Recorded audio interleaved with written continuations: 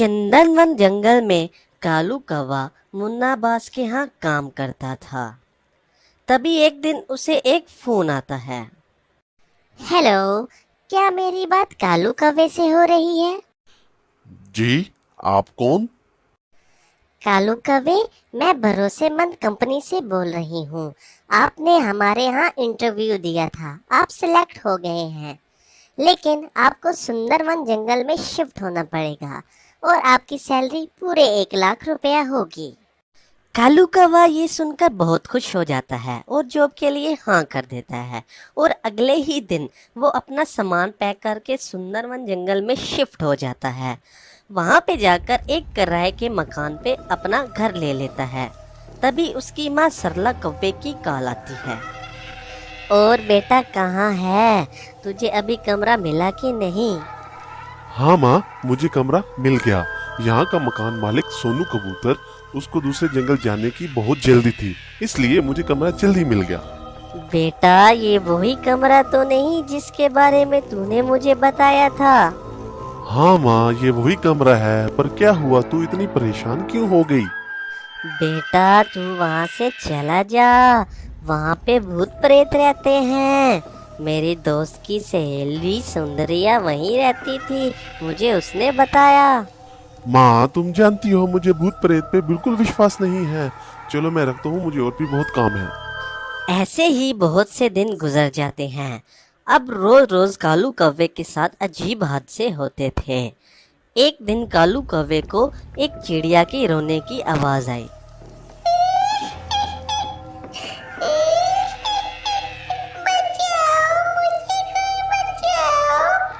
कालू कौवा चिड़िया की आवाज को नजरअंदाज कर देता है।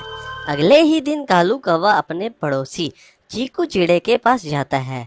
चीकू चिड़ा दरवाजा खोलता है। जब कालू कौवा उसे देखता है तो चीकू चिड़ा देखने में बहुत ही अजीब और डरावना था। चीकू चिड़ा, मुझे एक नौकरानी की जरूरत थी जो तुम्हारे यहाँ काम करने आती है। टोनी चिड़िया, क्या तुम उसको मेरे घर भेज दोगे? ये सुनकर चीकू चिड़ा कौवे के मुंह पे दरवाजा बंद कर देता है और वहां से चला जाता है।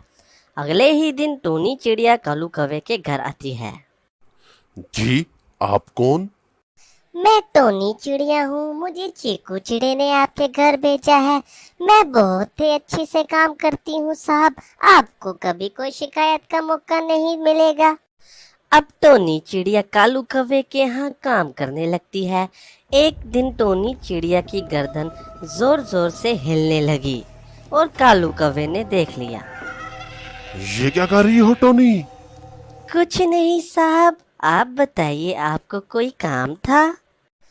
कालू कौवा टोनी चिड़िया को देख के डर जाता है। फिर वो अपने घर पूजा करने लगता है। अगले ही दिन कालू कौवा पूजा की थाल लेकर पूजा कर रहा होता है कि टोनी चिड़िया अपने असली रूप में वापस आ जाती है।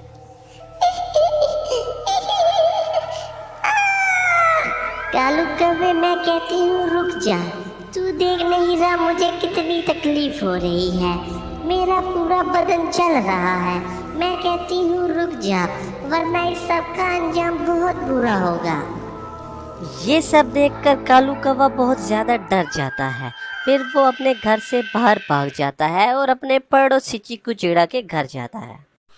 चीकू चिड़ा, जल्दी बाहर आओ। तुम्हें पता है, टोनी चिड़िया एक नौकरानी नहीं बल्कि वो एक आत्मा है। मैं सब जानता हूँ, क्योंकि टोनी चिड़िया मेरी ही बीवी है। मैंने ही उसे तेरे घर तुझे मारने के लिए भेजा था। थोड़ी ही देर में टोनी चिड़िया भी वहाँ आ जाती है। उस घर में हमें मार दिया गया था, जो भी उस घर में आएगा सब मारे जाएंगे। अब तेरी बारी है कालू कौवे, अब तुझे कौन बचाएगा? कालू कौवा ये सब देखकर बहुत डर जाता है। फिर वो जल्दी से उड़कर अपने घर से गुलाब जल लेके आता है और देखते ही देखते गुलाब जल टोनी चिड़िया पे फेंक देता है। कालू कौवे, ये तूने क्या किया? हमारा शरीर जल रहा है, हम तुम्हारे करीब नहीं आ सकते। चीकू चिड़ा, बचाओ मुझे। ये कहकर वो दोनों वहाँ से गायब हो जाते हैं। फिर कालू कौवा अपने घर में जादूगर को बुलाता है और जो भी भूत प्रेत उस घर में होते हैं उनको बाहर कर देता है। फिर खुशी खुशी उस घर में सुकून से रहने लगता है। तो बच्चों, ये थी आज की कहानी। आपको कैसी लगी?